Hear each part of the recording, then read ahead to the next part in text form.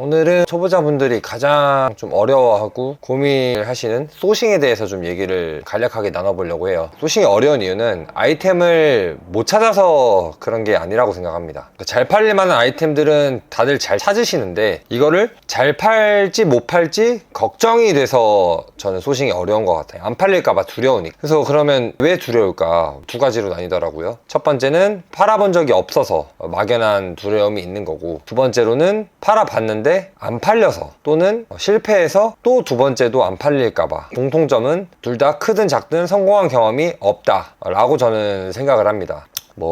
1번 같은 경우에는 팔아본 적이 당연히 없으니까 오는 두려움은 당연한 거고요. 그렇기 때문에 사실 일단은 한 개라도 팔아보는 경험을 꼭 가져야 합니다. 처음부터 판매를 엄청나게 많이 하면 좋고 그걸 원하시겠지만, 초보자가 좀 그런 경험을 할 가능성은 사실 매우 낮고요. 그걸 하더라도 사실은 대부분 운에 의해서 판매가 됐다고 생각을 해요. 그래서 작은 성공이라도 경험을 한번 하신 후에 좀 더 큰 성공으로 가는 것이 저는 개인적으로 좀 바람직하다고 생각을 하고요. 두 번째 경우는 실패를 한 번 이상 경험한 케이스인데, 중요한 거는 이제 뭐 때문에 본인이 실패를 했는지 모릅니다. 사실 그 문제를 모르고 결론은 그게 해결되지 않으니까 당연히 다음 아이템을 선정하는데 불안하고 두려운 거죠. 그래서 좀 저는 아시겠지만 쿠팡으로 월 순수익 1억을 달성해 본 경험이 있고 현재도 1억을 유지하고 있습니다. 당연히 저보다 잘 버시는 분들도 많지만 못 버시는 분들도 많기 때문에 제가 경험한 내용을 가지고 오늘 좀 초보자분들한테 설명을 해드리면 도움이 될 것 같아요. 소싱을 하면서 중요한 것들이 굉장히 많지만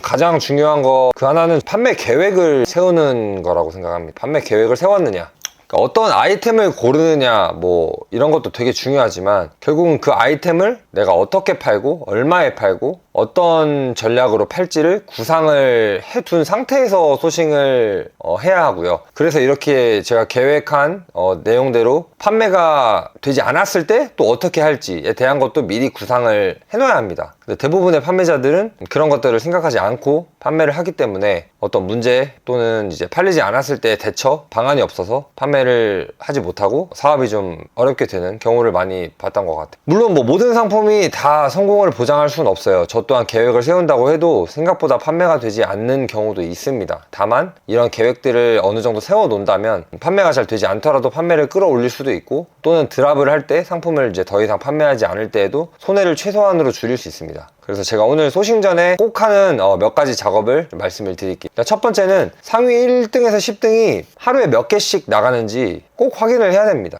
그러니까 이게 계절 상품 같은 경우에는 사실 시즌이 아닐 때는 판매가 굉장히 적습니다. 두 번째로는 시즌일 때는 또 엄청나게 판매가 돼요. 근데 우리가 상품을 소싱할 때 특히 시즌 상품을 고려하시는 분들은 그 시즌이 아닐 때의 판매량도 고려를 하셔야 합니다. 그러니까 내가 지금 보고 있는 상품이 굉장히 잘 팔려요, 시즌 상품이라. 근데 그건 당연히 시즌이기 때문에, 그리고 그 상품이 그 계절에 어울리는 상품이라서 폭발적인 판매량이 나오는 건데, 내가 그걸 보고 지금 상품을 소싱하게 되면 이미 내 상품이 런칭을 하고 판매가 될 시점에는 그 시즌이 종료가 되어 있거나 또는 끝물일 수가 있습니다. 그래서 그 판매량을 굉장히 잘 체크를 하셔야 돼요. 내가 과연 2달 뒤에 상품을 런칭을 할 때에도 그 정도의 판매량이 나오는지, 또는 시즌이 끝나지는 않았는지. 그거는 사실 쉽습니다, 보기가. 쿠팡 리뷰를 작년 거로 돌려볼 수가 있어요. 그 상품이 작년에도 팔았고 재작년에도 팔았던 상품이라면 뒤로 가기를 통해서 충분히 그 작년 데이터를 볼 수가 있습니다. 근데 대부분의 초보자분들께서는 지금 당장 팔리는 상황만 보시기 때문에 그 부분을 꼭 확인을 하셔야 되고, 또한 리뷰를 확인할 때에도 이게 요새는 되게 리뷰 작업들을 기본적으로 많이들 하시는데 이게 진짜인지 아닌지 사실 좀 판단을 해야 됩니다. 첫 번째로는 리뷰가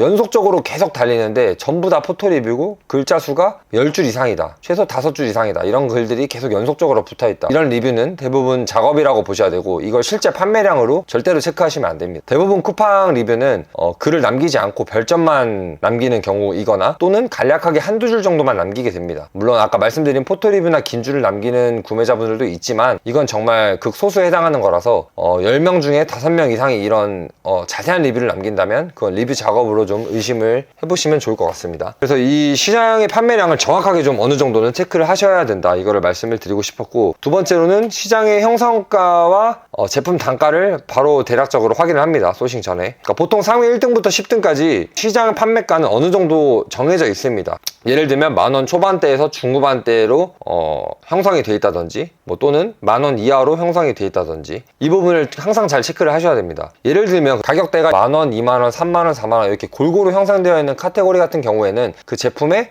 기능이라든지 성능이라든지 이런 부분의 차이가 굉장히 많은 상품일 수 있습니다. 예를 들면 가전제품이 될 수도 있겠죠. 청소기 하나를 사더라도 5만원, 10만원, 15만원, 20만원 제품들의 성능도 다 다르고 브랜드도 다 다르고 이런 것처럼 이제 기능이나 성능이 좌지우지하는 것들은 대부분 가격이 다릅니다. 그럼 이런 경우에서는 내가 소싱하려는 상품의 기능이 어느 가격대에 위치하는지를 꼭 체크를 하셔야 되고요. 우리가 아마 보통 중국에서 판매할 상품들은 사실 이렇게 기능이나 성능이 크게 다르지 않은 상품을 가져오게 될 겁니다. 저 또한 그런 상품들만 취급을 하고 있고요. 그래서 시장 형성가를 꼭 확인을 하고 두 번째로는 제품 단가를 1688에서 확인을 합니다. 근데 이 확인을 할 때에는 사실 단가가 굉장히 생각보다 맞지 않는 경우들이 많아요. 사실 좀 깊게 찾아보거나 좀만 찾아보면 저렴한 제품들도 많은데 대부분 이제 검색을 짧게만 한 경우에는 가격이 비싼 상품들을 많이 보게 됩니다. 그래서 이거를 가격이 비싸니까 나는 못 팔아, 저 판매자는 마진이 없이 팔 거야 라고 생각을 하기보다는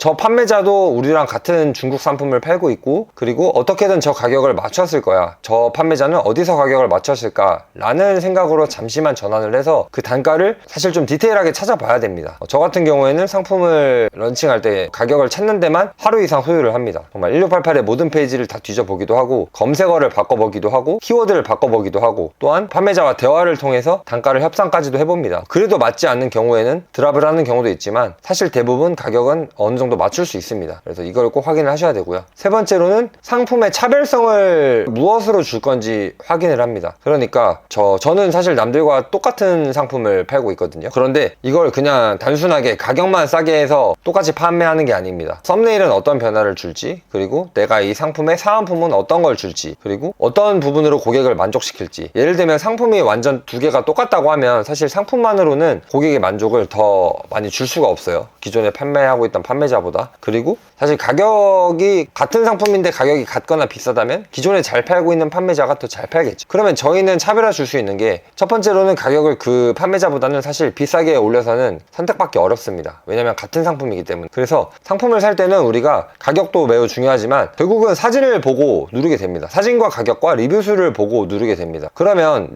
저 판매자가 팔고 있는 상품을 내가 똑같이 가져와서 같은 가격에 올렸을 때 내 상품이 선택받게 하려면 결국에는 사진과 리뷰인데 저희가 초보자이기 때문에 리뷰수는 많지 않습니다. 그렇다면 우리가 처음에 클릭을 받을 수 있는 요소는 썸네일, 그 사진밖에 없습니다. 그럼 그 사진의 변화를 줄 수 있는지 꼭 체크를 하셔야 합니다. 보통 판매자들이 1688에 있는 사진 또는 흰 배경에 있는 눕기 사진으로 상품 사진을 많이 올리곤 하는데 저 같은 경우에는 거기서부터 차별성을 생각을 합니다. 이 상품을 다른 사진으로 과연 차별화 줄 수 있는가. 사실 1688 사진들이 요새 워낙 고퀄리티로 나오기 때문에 제가 사진을 찍거나 아니면 만지는 것보다 좋은 경우들이 사실은 너무나 많습니다. 그러나 저는 웬만해서는 1688 사진을 사용하는 걸 추천드리지 않아요.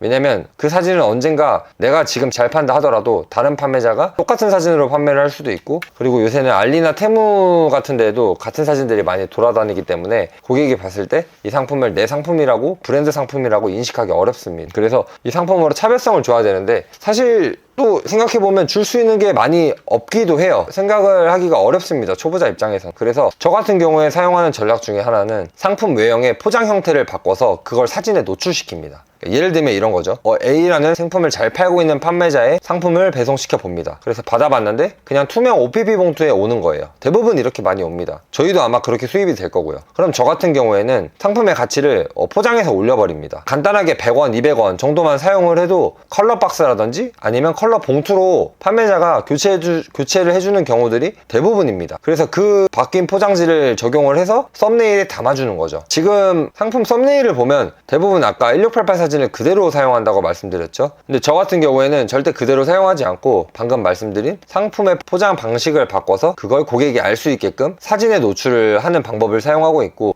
썸네일을 다른 사진을 찍어서 노출하고 싶을 때에는 상세 페이지에 제가 바꾼 포장 형태를 항상 노출하게 됩니다. 그러면 고객 입장에서는 내 상품을 들어와서 봤을 때 상품 자체는 같다 하더라도 포장이 다르면 사실 다른 상품이라고 인식하는 경우가 많고, 그리고 이 포장 박스나 봉투를 약간 화려하거나 눈에 띄는 컬러로 하게 되면 저희가 모바일 화면에서 사진을 볼 때 굉장히 눈에 띄는 효과를 가져다 줄 수 있습니다. 지금 또 쿠팡 썸네일 정책이 바뀌어서 상품 썸네일 규정이 되게 단순화해진 걸로 알고 있어요.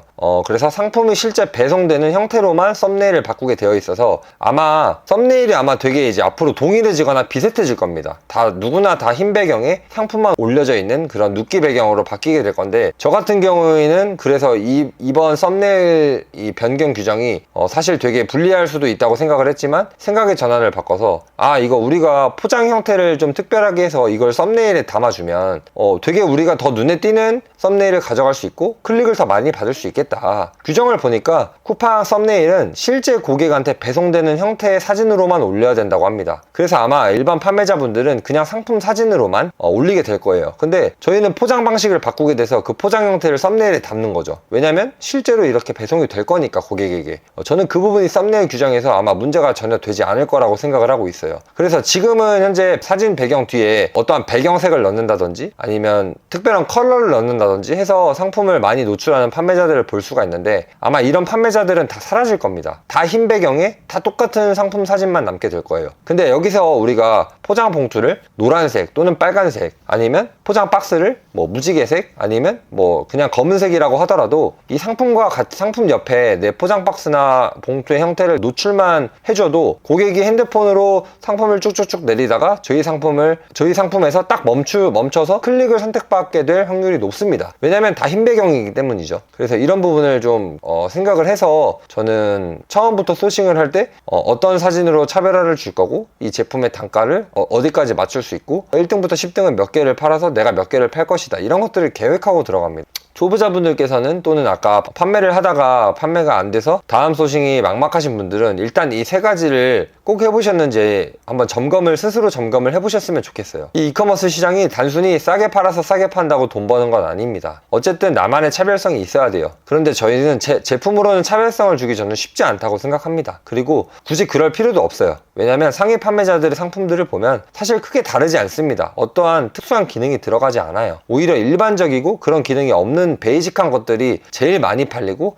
제일 가장 매출이 큽니다. 그래서 우리 또한 뭔가를 개발하거나 새로운 상품을 만들려고 하지 말고, 이 똑같은 상품을 어떻게 차별화할 거고 어떻게 나만의 브랜딩을 해서 어떻게 팔지, 이거에 대한 고민을 조금 해보셨으면 좋겠어요. 마지막으로 제가 아까 브랜딩 얘기를 했는데, 브랜딩이 사실 별다른 거 없습니다. 그냥 내가 팔고 싶은 상품의 브랜드 이름을 짓고 그 브랜드에 의미를 부여하면 되는 거예요. 그 의미 또한 부여하는 거 어렵지 않습니다. 요새는 AI 챗GPT가 굉장히 활성화돼서 그냥 여기다가 물어만 봐도 돼요. 내가 어떤 상품을 런칭하려고 하는데 이 상품의 브랜드 이름 추천해줘, 세 글자로 하면 추천 쩍 해주고요. 이 브랜드 이름을 이 브랜드가 어떤 목적을 가지고, 아니면 이 브랜드로 나는 상품을 팔 건데 이 브랜드의 가치나 히스토리를 알려줘, 아니면 이 브랜드는 어떤 의미일까, 이런 한마디만 해도 이 브랜드의 정의를 할 수가 있어요. 그래서 상품 페이지 상단에 우리 브랜드라는 걸 알려주고 우리 브랜드의 가치를 그냥 짧게 몇 줄만 써줘도 고객은 이 상품을 브랜드로 인지합니다. 그래서 이 정도만 돼도 쿠팡에서 판매하는 데는 아무런 문제가 없고, 고객들도 일반 상품보다는 이런 브랜드 명이라도 들어간 상품들에 대해 신뢰를 더 갖기 때문에 결국은 더 잘 팔릴 수밖에 없는 거죠. 그래서 오늘 정리를 하자면, 소싱이 어렵다, 소싱을 가장 어려워합니다. 하지만 우리가 생각을 해보면 소싱이 어려운 게 아니다. 잘 팔리는 상품은 우리는 이미 잘 찾을 수 있고, 소싱 자체는 쉽다. 그렇지만 이걸 잘 파는 법, 아니면 잘 파는 법을 몰라서, 그리고 잘 팔릴지 안 팔릴지 불안하기 때문에 우리는 내가 한 소싱을 결정하지 못하는 거다. 그러면 이걸 결정하려면 판매 계획을 꼭 세워야 한다. 근데 저는 판매 계획을 세울 때 꼭 하는 작업이 세 가지가 있다. 첫 번째는 상위 1등부터 10등까지의 정확한 판매량과 데이터를 최대한 수집한다. 두 번째는 시장에서 얼마에 판매되고 있는지 시장 판매가와 내가 가져올 제품의 단가를 최대한 알아본다. 세 번째는 이 상품을 차별성을 무엇을 줄 건지 확인한다. 근데 그 차별성은 초보가 할 수 있는 것들은 가장 쉬운 게 썸네일이다. 이 썸네일은 제가 아까 말했던 그런 많은 차별성 중에서 우리는 포장 형태를 바꾸는 것이 가장 쉽다. 사실 이 정도를 안 하고 여러분이 판매를 하신다면 당연히 판매가 될 가능성이 낮기 때문에 한번 고려를 해보시고 지금 바로 적용을 해보시면 좋을 것 같습니다. 네, 감사합니다.